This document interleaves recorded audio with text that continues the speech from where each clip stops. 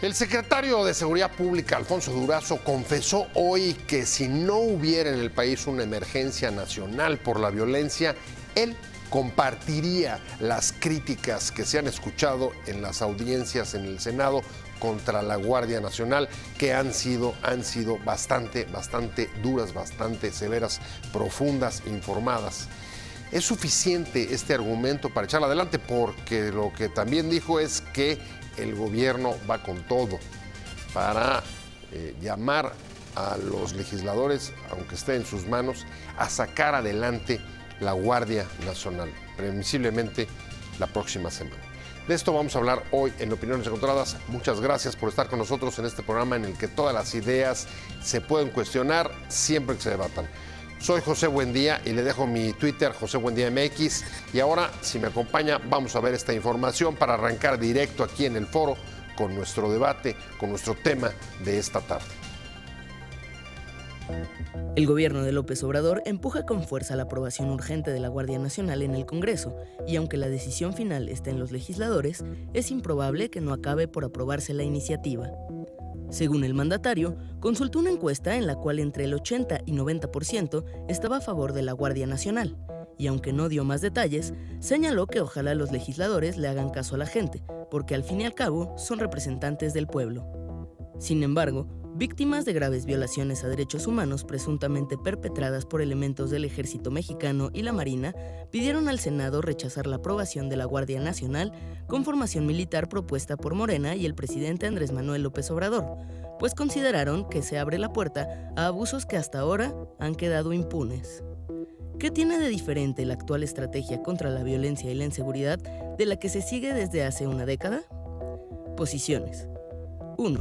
El presidente acusó: los expertos y los de organizaciones de la sociedad civil no sé qué estén pensando, porque ya basta también de la simulación, de estar nada más haciendo análisis de la realidad sin transformarla.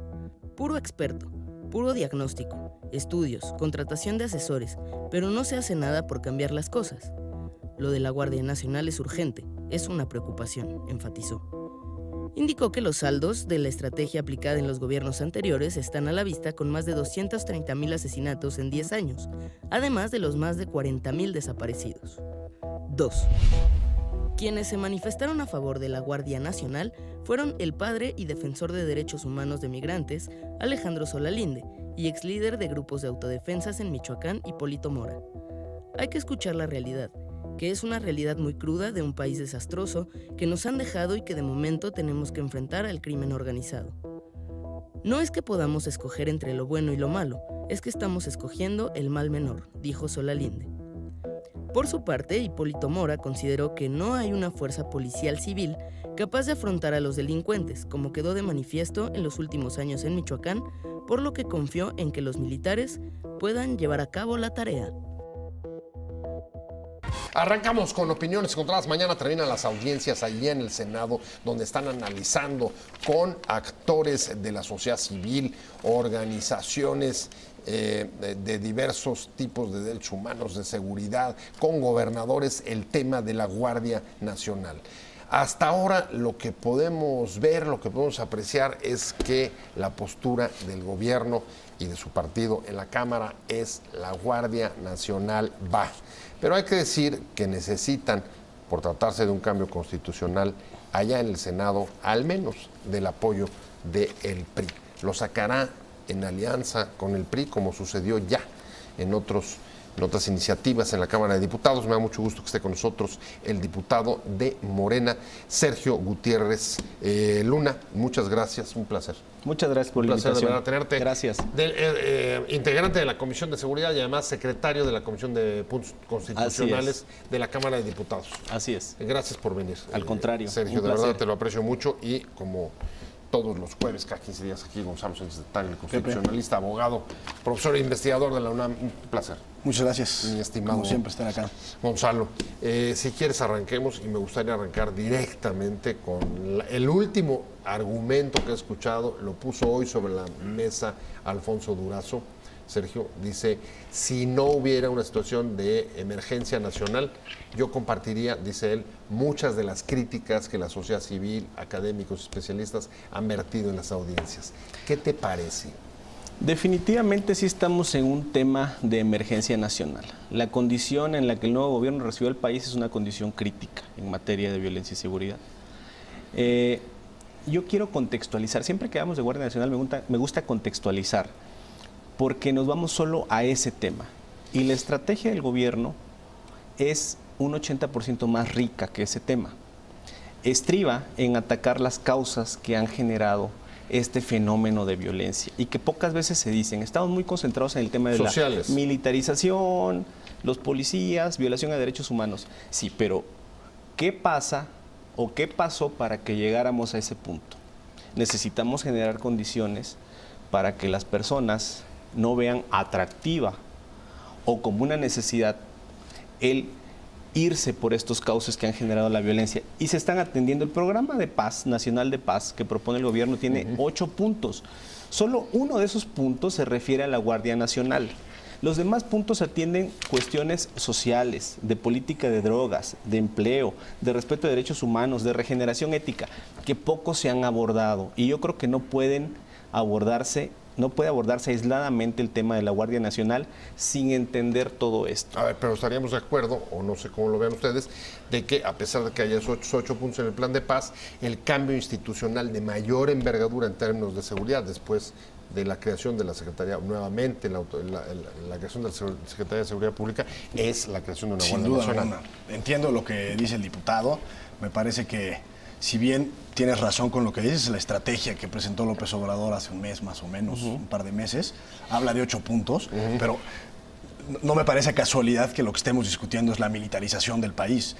Por supuesto que Andrés Manuel López Obrador y su gobierno, digamos, como entidad, la Administración Pública Federal, tiene todo el derecho, la legitimidad de establecer nuevos parámetros para atender los altísimos índices de inseguridad que hay en el país.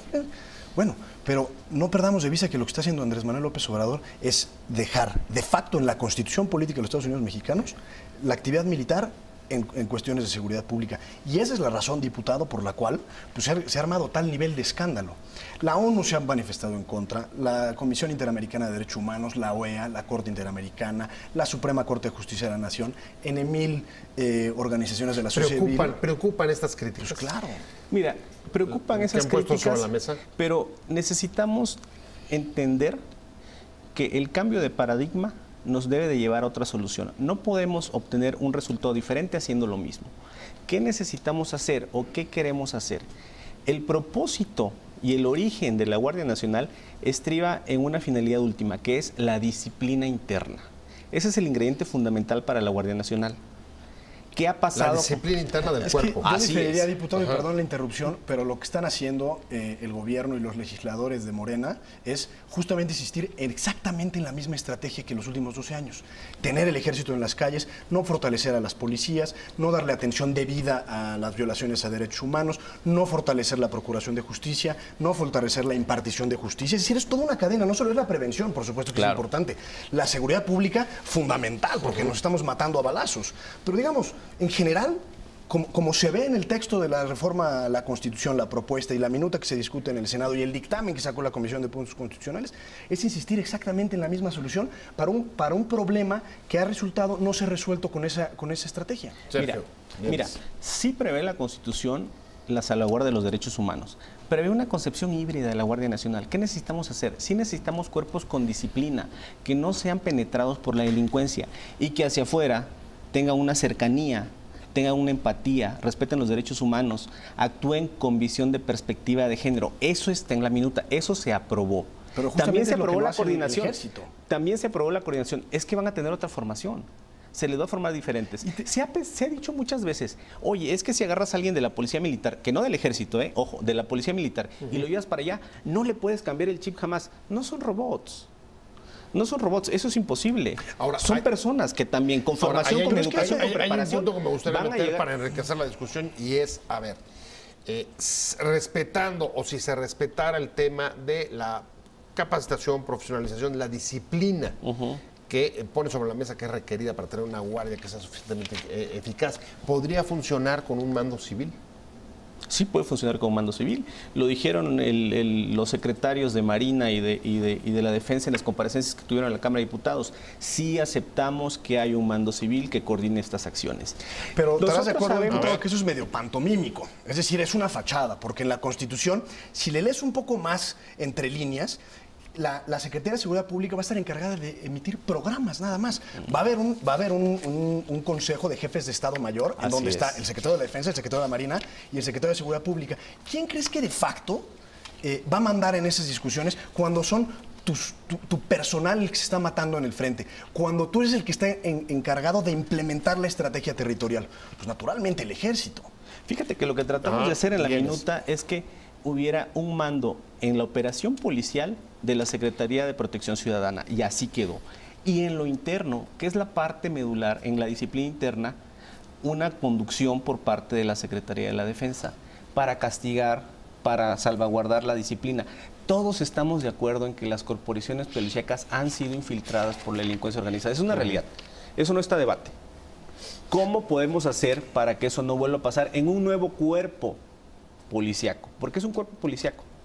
A ver, ¿qué podemos hacer? Como decía la secretaria, es si policía, están, es policía y es policía. Si están penetradas, la solución que se les está ofreciendo a la policía civil es prácticamente morir de inanición. No veo una sola línea, ustedes me corregirán, de cambio y transformación de la policía, pero corríjanme. Es que lo que sin duda no hay una estructuración y es parte del problema. Sigamos con el ejército en las calles. Lo establecemos de manera permanente en la Constitución. Bueno, ¿y qué no vamos a atender el mando civil real, las policías? ¿No vamos a reestructurar para que eventualmente no sean infiltradas? Por un lado. Por el otro, diputado, tú nos dices, es que la Policía Federal está infiltrada. Bueno, ¿y el ejército no? En menor medida. Buena cantidad de los grupos del crimen organizado son decisiones del ejército, eso lo sabemos. En algunos casos, digamos, yo diría en una gran mayoría. O sea, los Zetas es una decisión del ejército. ¿Tu postulado es entonces que los militares son más corruptos que la policía? Mi postulado es que tu diagnóstico es equivocado, porque dices la policía está infiltrada, eso no significa que el ejército no esté infiltrado. Claro. O no puede infiltrarse. Son dos lógicas y dinámicas distintas. Te voy a decir lo que nos dijo un especialista que fue a las comparecencias. En el mundo no existe policía perfecta. No existe. Veamos cuántos videos hemos visto de violaciones a los derechos humanos que cometen las policías en Estados Unidos. ¿Y cuántos de militares? Se meten a mexicanos. ¿Y cuántos de militares aquí en México? Mira, y ese es un dato que no se ha contextualizado. Muchos dicen, ¿cuántas violaciones de derechos humanos han cometido los militares? ¿De cuántas operaciones? ¿De cuántas operaciones? Del universo de operaciones, de miles de operaciones, ¿cuántas violaciones se han cometido?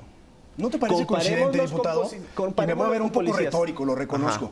Pero que todas las organizaciones de derechos humanos estén en contra de la propuesta, que la Organización de las Naciones Unidas, que la Organización de Estados Americanos, que buena parte del grupo de organizaciones de la sociedad civil en México estén en contra de esta propuesta, por una simple y sencilla razón: el ejército no está instruido para hacer funciones de seguridad pública. Su constitución elemental y esencial es otra, es atender enemigos. La seguridad pública atiende a otra lógica completamente distinta que la instrucción militar. Esa premisa yo creo que es equivocada porque parte de la idea, te voy a decir, parte de la idea que una persona que recibe una formación ya no puede cambiar de formación, jamás en la vida. Tú recibiste una formación. ¿Y cuánto nos costará a los mexicanos ese cambio de formación? En lo que se constituye la Guardia Nacional, bueno, son militares, actualmente están formados como militares, piensan como militares, se visten y actúan como militares. Militar, que tiene una formación diversa a los militares. Tiene no solo va a ser policía militar. Va a ser policía militar, policía naval, policía federal y civiles. Esa es la integración. Ahora, hay una cuestión que a mí me preocupa. Así como ha estado la oposición de prácticamente de toda la sociedad civil, organismos internacionales de derechos humanos, etcétera, sí hemos visto un cierto alineamiento y a favor de la propuesta, por ejemplo, de los gobernadores. Y ahí el temor que da, lo pongo sobre la mesa, es que de repente pareciera que las autoridades se ven superadas, rebasadas por un fenómeno.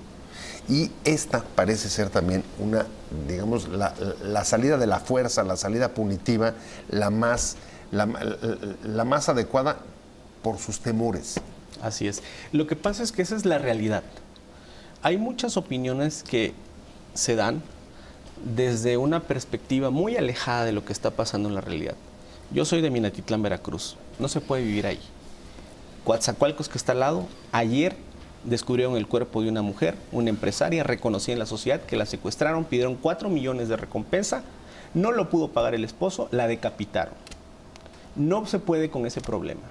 Pero es que necesitamos soluciones urgentes. En eso, diputado, estamos todos de acuerdo. Es difícil decirle a las personas, espérense, porque la Comisión de Derechos Humanos necesitamos actuar. Creo que no hay nadie en que en su sano juicio no esté de acuerdo con lo que estás diciendo, diputado. Todos estamos conscientes de que México vive una situación de excepción.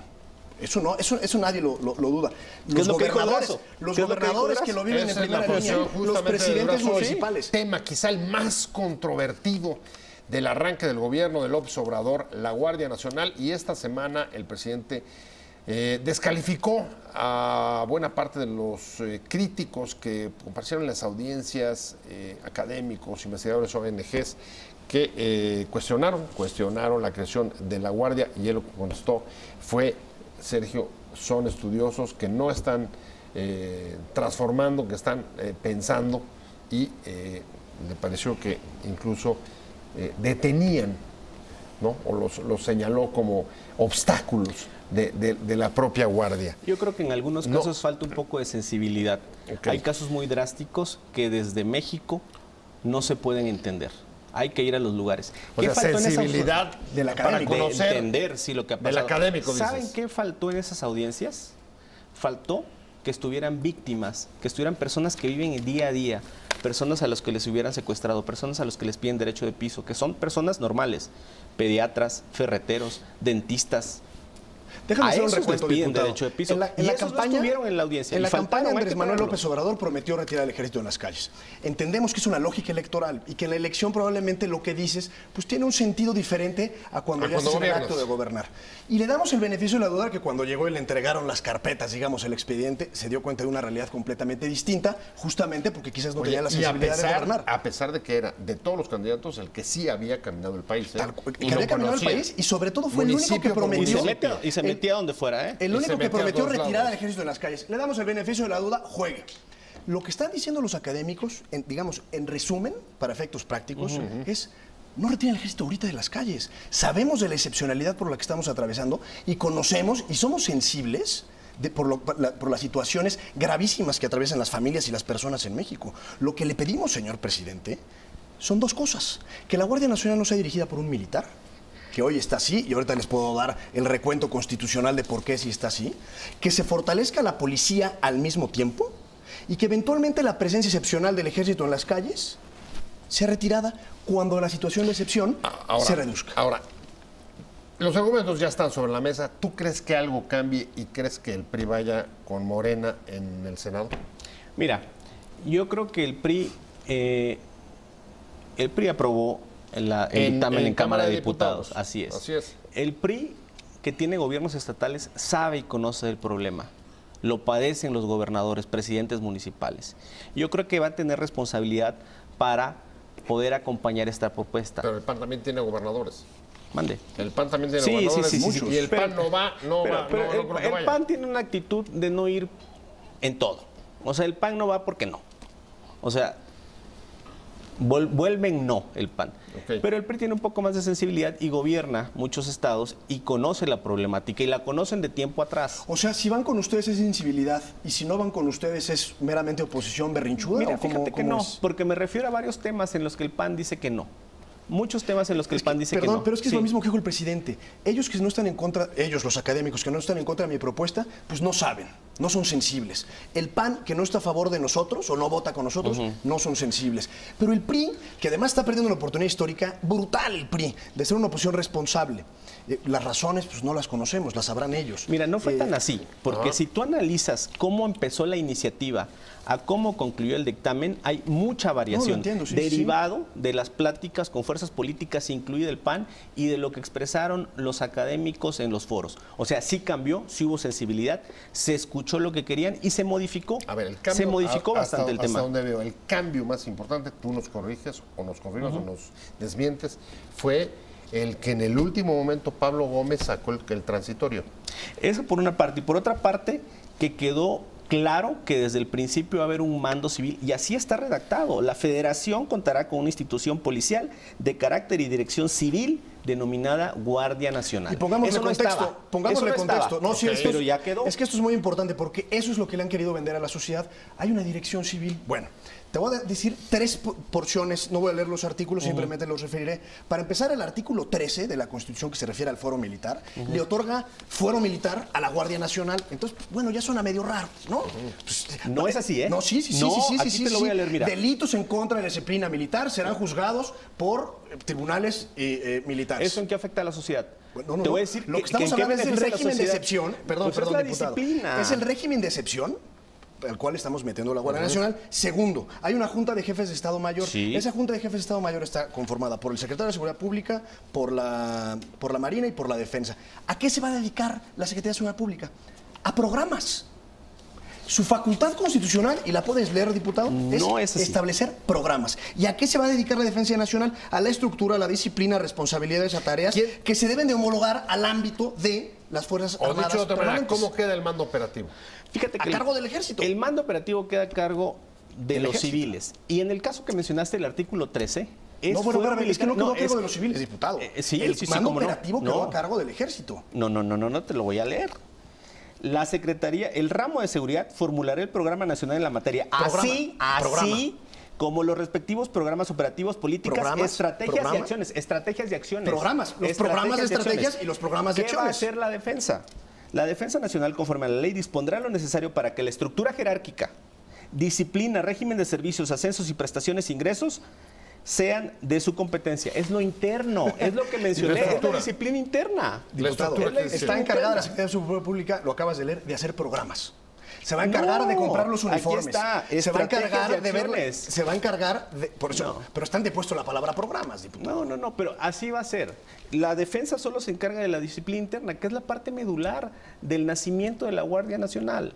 Esa es la esencia de la Guardia Nacional. Y por lo que referías al artículo 13, sí tiene el fuero militar para delitos que cometan en lo interno. En lo interno, es decir, en materia militar.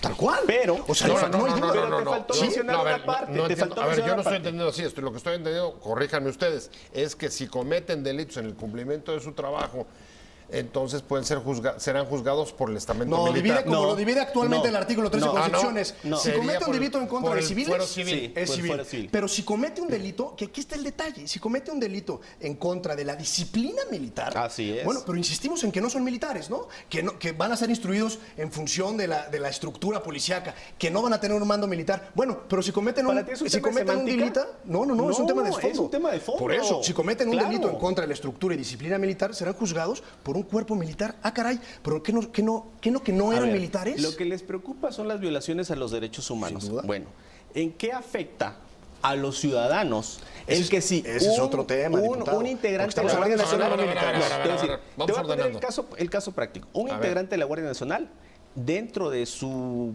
cuartel o de su oficina, se roba un vehículo oficial. Eso es un delito interno. Va a ser juzgado Que por el fuero tendría militar. que ser ¿Qué ok. violación a los derechos humanos hay ahí? ¿Qué afectación si hay al una ciudadano? violación a los Ninguna. derechos humanos, pregunta y ojalá Ninguna. en un juzgado Ahora, civil. Si un policía, un integrante de la Guardia Nacional, en un operativo, le pega a un civil, va a los Te cambio la pregunta, porque tribunales en eso estamos de acuerdo. civiles. Civiles. Si no son militares, ¿para qué están protegidos por una institución como el Fuero Militar? Si se para ha darles insistido tanto- disciplina, Bueno, para pero- que tengan disciplina no, interna, no, que nada le diputado. afecta hacia afuera, no afecta hacia afuera. La formación no afecta. La estructura La interna no disciplina afecta. afecta, es mala la En disciplina. la corporación de cara a la seguridad pública, por supuesto. Están pensando como militares, están vistiendo como militares. Es que No me son parece robots. sorprendente. Tienen que No tener tienen- una preparación. Es Ahora, que la disciplina no puede ser malentendida. La Ahora, disciplina en- militar en funciones de seguridad pública, sí, diputado. Ahora, es lo que en ustedes no medio, han entendido. en medio- no perdón, funciones. en medio de esta discusión, creo que hay otra que también es pertinente. Leía incluso un tuit hoy de Lorenzo Meyer. Decía, su postura, puede comprenderse, decía él, que ante la situación actual de inseguridad se proponga la Guardia Nacional. Un poco en la línea de Durazo. Pero lo que no se puede entender, decía, es que, por ejemplo, a los militares les den negocios. Y estoy hablando del aeropuerto y estoy hablando también de otras cosas que tienen que ver con construcciones. Se vale darle, digamos, toda esa cantidad de funciones al ejército. Hablando de la Guardia Nacional, es un proyecto quizá el más discutido, ya aprobado en la Cámara de Diputados, presumiblemente va a ser votado la próxima semana, y desde el gobierno y su partido lo que dicen o lo que nosotros interpretamos es: la Guardia Nacional va, les guste o no les guste. Y ahí... Damos razones, Damos razones, no es así como les guste o no les guste. Tenemos razones, tenemos sustento, creo que lo podemos sostener. Con los argumentos. Bien. Y los puntos de vista. Pero antes de irme al corte, ponía sobre la mesa otra cosa que preocupa. Junto con la Guardia Nacional se están dando muchos negocios al ejército. Se vale darle tantas facultades. A ver, vas a meter al ejército en seguridad pública. Vas a meterlo a construir el NAIM. Lo vas a meter luego a organizar otra clase de negocios. ¿Pero cuál clase de negocios? Es que esos no son negocios. A ver. Construcción. El ejército Construcción. ha construido muchas obras de carácter civil durante algún tiempo. Algunas para el Poder Judicial de la Federación, si no me equivoco. Ahora lo único que se ha señalado es que pueda colaborar en la construcción del aeropuerto de Santa Lucía. Pero no como negocio. No, y administrarlo, ¿no? Sí, y administrarlo, pero no como una visión mercantil. El ejército no tiene una visión mercantil. Su propósito es otro, finalmente. Claro, pero no es, pero vaya, por supuesto que su propósito es otro, pero su naturaleza no es hacer negocios. Y tampoco ser administrador. Y tampoco ser constructor. ¿Se vale? ¿Ustedes qué piensan? A mí se me hace que es peligrosísimo lo que está pasando en esta nueva administración con el ejército. Se le están dando muchas facultades más de las que debería tener al ejército. La primera y más grave es la seguridad pública, porque de facto y de jure, jurídicamente, va a tener el mando de la Guardia Nacional. Nos han querido pintar que no, con trucos semánticos, pero en el fondo y la realidad es que va a tener él. Pero además, ahora ya es constructor oficial. Bueno, y cuando supuestamente termine constructor oficial, esta excepcionalidad, que supuestamente la Guardia Civil va a pasar, ahora sí, la Guardia Nacional va a pasar a manos civiles y todo, y el ejército fácilmente se va a regresar a los cuarteles. En la historia no hay un solo ejemplo en donde se haya empoderado de tal manera como se pretende hacer al ejército, a las Fuerzas Armadas, y haya sido benéfico para la democracia. Vamos al caso de México. ¿Qué le puedes reprochar al ejército mexicano?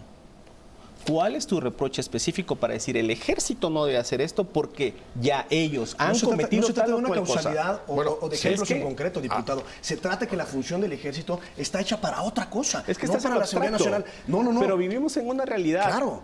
Donde día a día matan personas, y por decapitan gente, secuestran personas. La Suprema Corte de Justicia y la ejército? Corte Interamericana han dicho reiteradamente y hasta el cansancio, en el caso mexicano y otros, que la función del ejército en seguridad pública tiene que tener un carácter temporal y excepcional. Por eso vamos a crear otra fuerza, que no va a ser militar, que va a ser civil, que va a respetar los derechos humanos, que va a tener perspectiva de género y que va a tener otra preparación.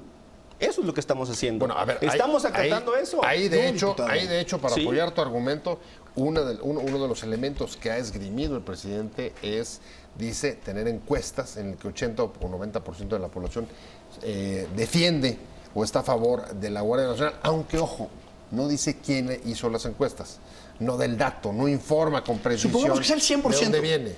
Vayan a Veracruz, vayan a Tabasco, vayan a Quintana Roo y te van a rogar, diputado, porque esté el ejército ahí. Ese es un ahí. falso debate, porque nadie actualmente en su sano juicio está diciendo que el ejército salga de las calles. Todos estamos de acuerdo en la sociedad civil y buena parte de la academia estamos de acuerdo ¿por qué no apoyan en que permanezca. ¿Por Lo qué que no es dan un voto de peligrosísimo es confianza? contrario, no se trata de un voto de confianza, ¿Por qué no?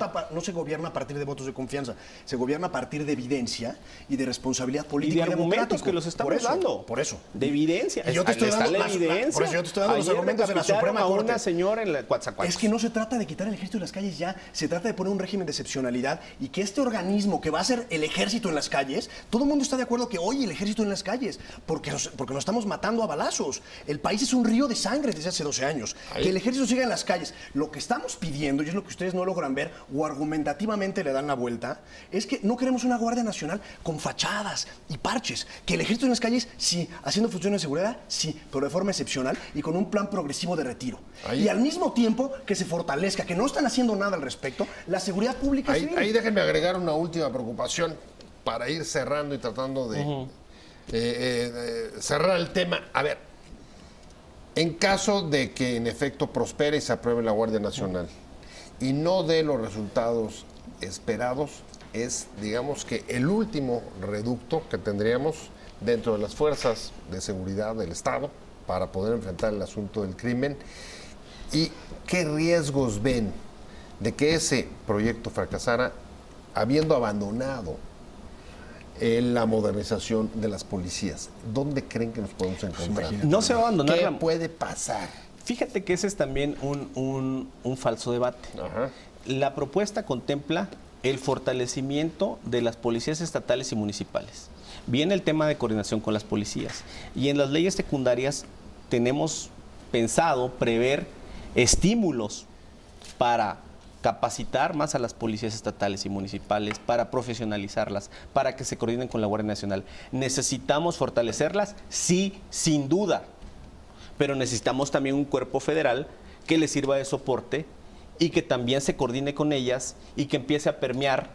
Pero ¿cómo es el planteamiento de profesionalización o de fortalecimiento de las policías estatales? Que nadie ha hablado de él, ¿eh? A través de la Guardia Nacional, o sea, No. Nacional. A través de mecanismos de capacitación y mecanismos de transferencia de recursos financieros, y también se ha hablado incluso, de sanciones a presidentes municipales, por ejemplo, que tienen dinero diputado, que no es invierten. el eje central de la propuesta del fortalecimiento de las instituciones de seguridad pública civiles. A mí lo que me preocupa, Pepe, enormemente, y lo digo con el mayor de los respetos, diputado, es ese llamado al voto de confianza. Porque lo hace el presidente, tuvo una gran mayoría. ¿Y por qué no? ¿Por qué no? Porque es que el voto de confianza no se le da a Enrique Peña Nieto. Te estoy dando argumentos. No, para tener un voto de confianza, por favor, diputado. Argumentos. La historia, el derecho constitucional, el derecho internacional, el derecho convencional ha dicho reiteradamente que el ejército no tiene nada que hacer en las calles. Y que si lo está, tiene que ser excepcional. No creen otro cuerpo, creen un régimen de excepción, como está en el artículo 29 de la Constitución, suspensión de garantías, en Veracruz, Minatitlán, que tan bien conoces. Ahí está ya la solución, ya la Constitución les da la salida. La gente está a favor de que hoy el ejército esté en las calles, que esté en las calles, pero no perpetúen eso. Al final nos va a salir el tiro por la culata, diputado. Sergio, me voy. Vienes.